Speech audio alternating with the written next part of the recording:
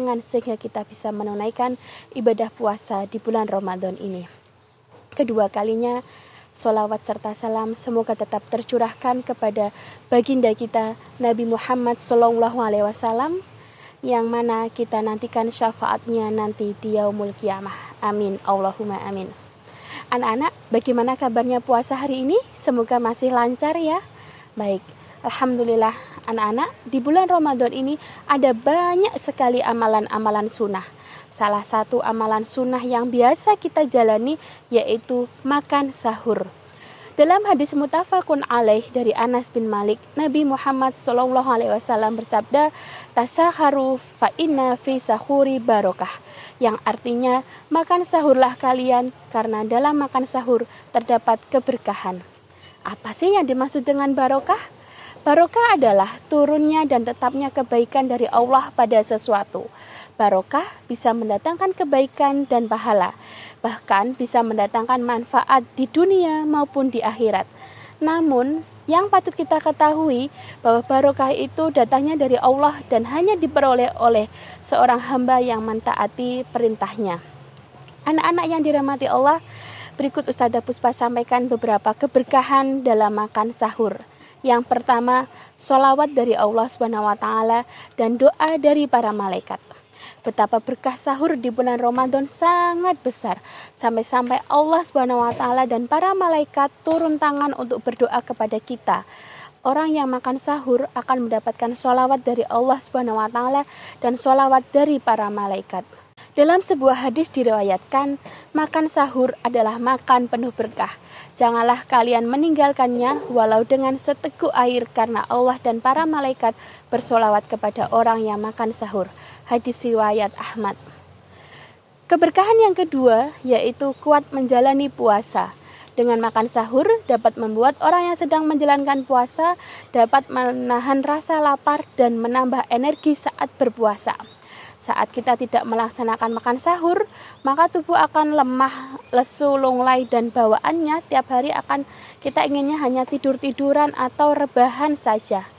Beda lagi dengan orang yang makan sahur, tubuh kita akan tetap bersemangat dan kita tetap menjalankan aktivitas seperti biasanya. Kita masih semangat untuk belajar, bekerja, dan lain sebagainya. Imam Nawawi rahimahumullah berkata, barokah makan sahur amat jelas, yaitu semakin menguatkan dan menambah semangat orang yang berpuasa. Selain itu, dengan makan sahur, kita tidak akan mudah emosi ya, karena kita lapar dan kita akan tetap tenang dalam menjalani ibadah puasa Ramadan. Kemudian, keberkahan yang ketiga yaitu membiasakan diri bangun di sepertiga malam. Anak-anak, kalau sepanjang tahun ini kita yang jarang sekali atau bahkan sama sekali tidak bisa bangun di waktu sepertiga malam, di bulan Ramadan ini adalah momentum yang terbaik untuk kita melatih diri kita untuk bangun di sepertiga malam.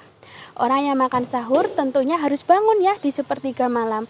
Nah, di mana waktu sahur ini cocok untuk melaksanakan sholat tahajud dan ibadah sunnah lainnya seperti beristighfar, berdoa, membaca Al-Quran, dan lain sebagainya.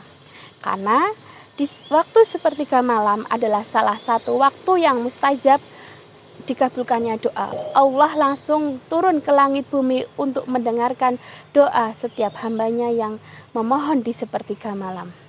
Kemudian keberkahan yang keempat adalah pembeda dengan umat lain. Salah satu berkah sahur di bulan Ramadan yang tak kalah penting adalah sebagai pembeda dengan puasa yang dilakukan oleh umat Yahudi dan Nasrani. Dalam sebuah hadis disebutkan, perbedaan antara puasa kita dengan puasa ahli kitab adalah makan sahur. Hadis riwayat Muslim. Nah, anak-anak, setelah kita mengetahui keberkahan-keberkahan yang ada di waktu sahur, berikut Ustazah Puspa sampaikan sunah-sunah makan sahur. Yang pertama, jangan melewatkan waktu sahur.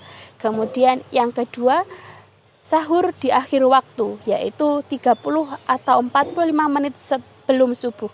Kenapa? Untuk menghindari kita tidur lagi setelah sahur. Kemudian yang ketiga, hendaknya kita makan sahur dengan sederhana dan tidak berlebihan, menghindari mengkonsumsi makanan pedas dan minuman dingin. Kemudian kita memperbanyak sayur dan buah-buahan.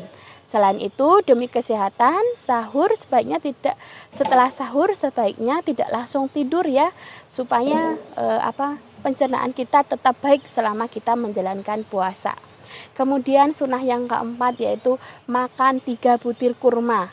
Tips makan sahur sesuai Rasulullah yang lainnya adalah makan 3 butir kurma. Bisa dikatakan bahwa kurma adalah makanan favorit Rasulullah selama bulan Ramadan. Bukan hanya saat berbuka, kurma bisa dikonsumsi saat sahur, bisa sebelum atau sesudah sahur. Baik, anak-anak, itulah tadi sedikit kultum tentang keberkahan sahur dan sunah-sunah makan sahur. Mari kita sama-sama berdoa semoga Allah memberikan kemudahan, kelancaran, dan kesehatan untuk kita melaksanakan ibadah puasa di bulan Ramadan tahun ini. Tetap semangat. Terima kasih. Assalamualaikum warahmatullahi wabarakatuh.